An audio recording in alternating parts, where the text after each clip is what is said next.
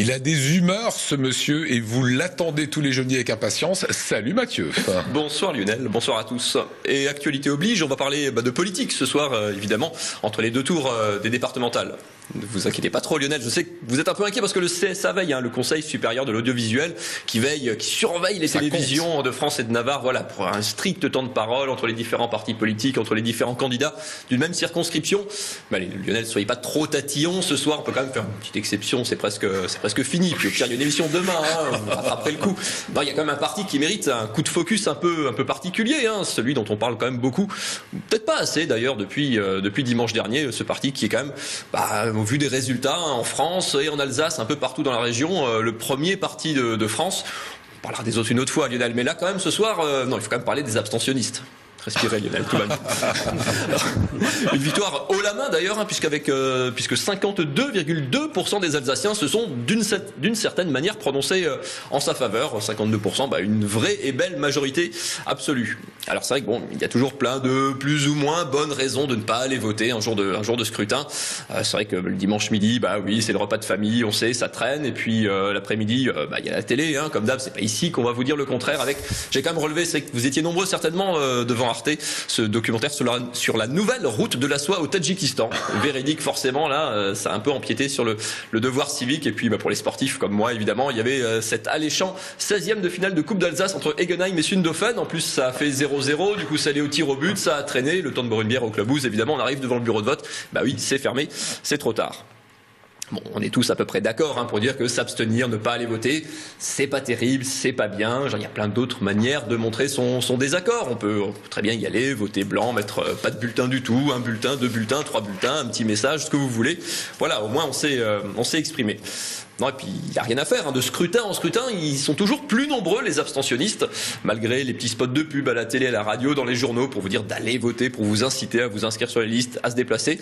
Non, rien n'y fait, même le slogan sur votre carte électorale, la carte électorale, le petit papier blanc là avec non, pas celui avec marqué Dick kebab acheté le 11e gratuit, celle où avec la Marianne là où c'est écrit voter n'est pas seulement un droit, c'est aussi un devoir civique. Non, même les jolis slogans, ça ne marche plus. Alors du coup, on cherche des solutions et puis alors comme souvent, ça fait pas de mal de regarder un petit peu ce qui se fait à l'étranger et il y a quand même beaucoup de pays où le vote du coup est obligatoire. Si, c'est obligé, comme s'arrêter au feu rouge ou n'importe quoi.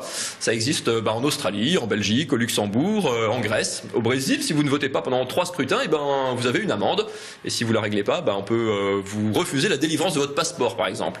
Au Luxembourg, où ça rigole pas, l'amende c'est, si vous n'allez pas voter, parce que oui, c'est obligatoire, et du coup, si vous n'y allez pas, il faut une sanction.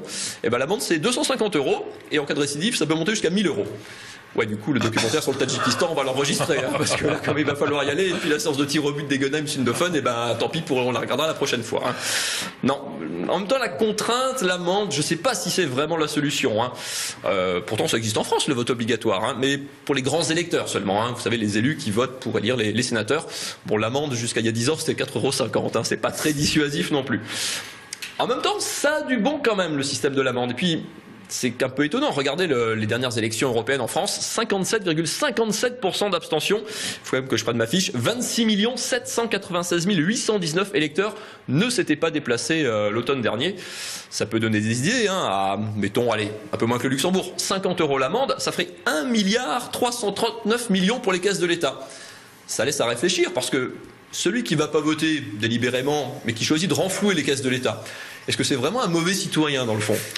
Il y a débat. Plutôt que de voter n'importe quoi, ça se discute.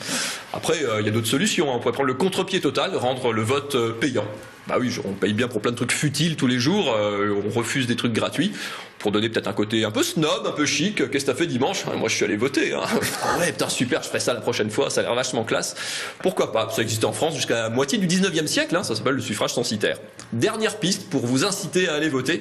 Les week-ends d'élection, on pourrait jumeler le scrutin avec le tirage au sort de l'euro-million. Et puis, on choisirait le vainqueur du super jackpot parmi les gens qui ont voté. Pas bête. Ça doublerait vos chances de gagner, puisque la cagnotte, le jackpot de l'euro-million, c'est une chance sur 116 millions. La probabilité, c'est pas terrible. Il y a 46 millions d'électeurs inscrits en France. Vous doublez quasiment vos chances. Puis, ça pourrait être savoureux quand même, parce que devenir multimillionnaire grâce à un bulletin de vote du Front de gauche, ça serait quand même pas mal. Bon, vous voyez, des pistes, il y en a quand même plusieurs, mais du coup, je sais pas trop laquelle choisir. Je crois qu'il n'y a qu'une solution qui s'impose, Lionel. un référendum. Ouais, ou aller voter en tout cas. Voilà. Voilà, vous avez raison pour le premier parti de France et qui est l'abstention. Et moi, je suis tout à fait pour le fait que ce soit obligatoire et qu'il y ait une amende. En Grèce, ils font ça et ça marche très très bien. Merci Mathieu, on apprend toujours plein de choses.